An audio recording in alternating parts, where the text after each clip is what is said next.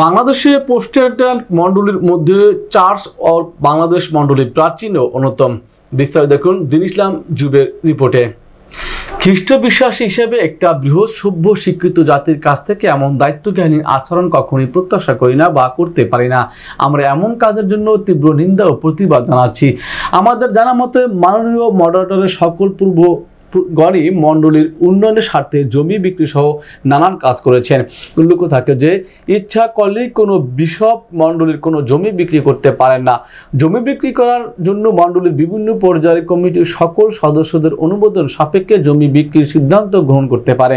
তবে কেন চার্চের জমি বিক্রি নিয়ে শুধুমাত্র মডারেটরদেরকে এত অপমান, লাঞ্ছনা, বঞ্চনা সইতে হচ্ছে? ইতিপূর্বে কোনো বিশপকেই পরম শ্রদ্ধ বিশপ স্যামুয়েল সুনীল এর মতো এমন লাঞ্ছনা, বঞ্চনা আর অপমান সইতে হয়নি। তবে কি এটাই প্রতিমন হয় না শুধুমাত্র সংখ্যালঘু গারো সম্প্রদায় হতে মনোনীত হওয়ার কারণেই তার ছবি বিকৃত করে, মাথায় জুতা দিয়ে অপমান করা সহ গারো ভাষাকে ব্যঙ্গ বিকৃত করে সমমনা গারো জাতিকে অপমান করা, তাই আমরা প্রতিবাদ জানাচ্ছি। সেই সাথে অনতিবিলম্বে দুষ্কৃতিকারীদের দেশের প্রচলিত আইনের আওতায় এনে গ্রেপ্তার করে দৃষ্টান্তমূলক শাস্তি দাবি জানাচ্ছি। দাবিসমূহ এহেন জঘন্য ঘৃণ্য কাজে সম্পৃক্তদের চার্চ অফ বাংলাদেশের সদস্যপদ হতে আজীবনের জন্য বহিষ্কার করতে হবে। জড়িতদের কোনো আত্মীয় স্বজনকে চার্চ অফ বাংলাদেশ দ্বারা পরিচালিত কোনো প্রতিষ্ঠানে নিয়োগ দেওয়া হতে বিরত থাকতে হবে। গারো ভাষাকে বিকৃত ব্যঙ্গ করার জন্য গারো জাতির সকলের কাছে ক্ষমা চাইতে হবে, অন্যথায় আইনানুগ ব্যবস্থা গ্রহণ করা হবে।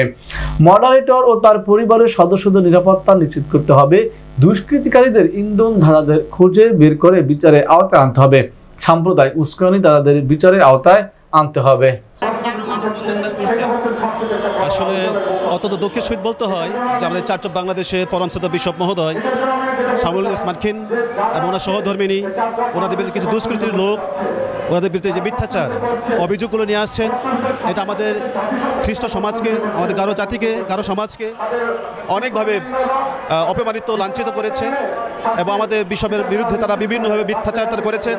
এর জন্য আমরা আমাদের জাতিগতভাবে আজকে আমরা এই টাঙ্গাইল, ময়মনসিংহ, নেত্রকোনা, হালুঘাট বিভিন্ন ডিস্ট্রিক্ট থেকে আজকে এখানে মানববন্ধনে এসেছি।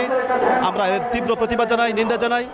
যারা এদের সাথে জড়িত আছেন তাদের দৃষ্টান্ত শাস্তি আমরা কামনা করছি, যেন সঠিক তদন্তের মধ্য দিয়ে তাদেরকে সুদৃষ্টান্ত শাস্তি দেওয়া হয়। এবং সেই সাথে ধিক্কার জানাচ্ছি যারা এর সাথে জড়িত আছেন, প্রত্যেককে আমরা নিন্দা জানাই, প্রতিবাদ জানাই এবং এর প্রতিকার আমরা কামনা করছি। ধন্যবাদ।